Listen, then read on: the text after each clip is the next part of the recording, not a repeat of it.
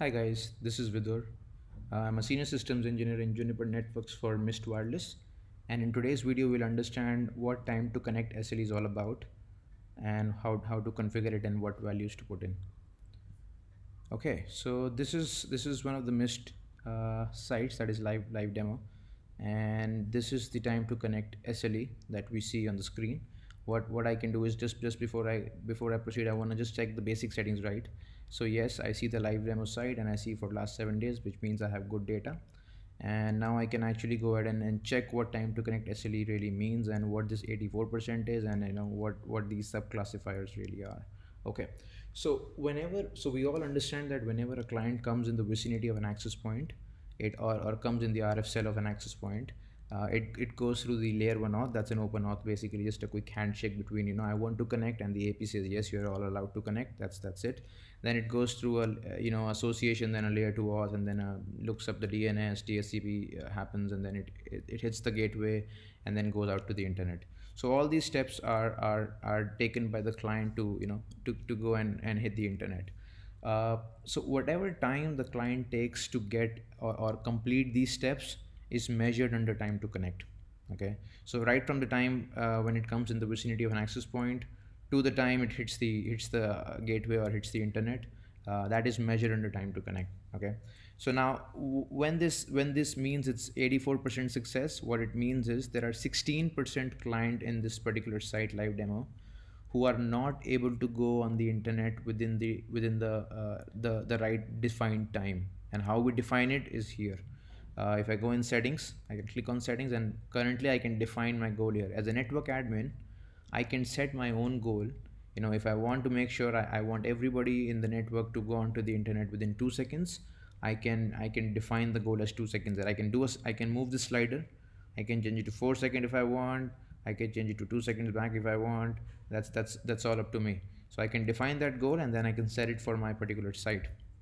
Anybody who's able to go out to the internet in 2 seconds, that 2 seconds of my defined SCD time, which means they'll be marked in as a success. Any client who's not able to go onto the internet within 2 seconds, it takes longer, which means they'll be marked as a negative 16% here. Okay, now that's what this 84% really means. Every failure in this, let's say for every 16%, every client or every attempt that fails here, we're going to do the root cause analysis on that, and give you the answers through these subclassifiers. So if there's a failure in the time to connect SLE, it could either be because of authorization, association, internet service being down, or DSCP problem. It cannot be because of any other fifth thing. We cover everything in these 4 classifiers here. Okay, one more thing that I want you to know is, if I can check the 84% success rate here, or I can click on the values section tab here. I can see on an average, a client takes 3 seconds to go onto the internet, which is definitely beyond my average, beyond my goal, which I've set as 2 seconds. It basically means, there are some clients which are really poorly performing in the network. So I'll click on success rate again and check time to connect being 84%. Now I can just to let you just to explore further, I can see that there's a 16% failure. Of those 16%, the main reason is association. 82% of this 16% is because of association. So I'm going to click on association, and I'm going to click on this tab here, and it takes me to the next page and tells me this time to connect service level expectation metric is divided into 4 classifiers: authorization, association, internet service, and DSCP. 82% problem, it could because of association, and 17% is because of DSCP.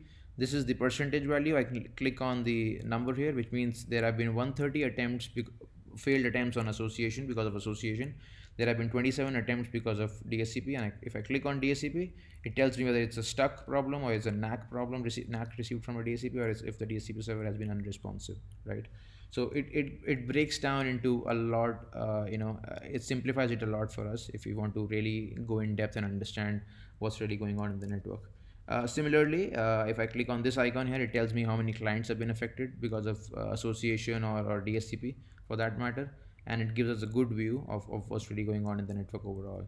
So that was the time to connect SLE, guys, for us. So yeah, just to get some more comprehensive view, you need to make sure you're in the last 7 days when you take a look at that. Yeah, so this is just a graph of us of letting us know, how this SLE has been performing throughout time.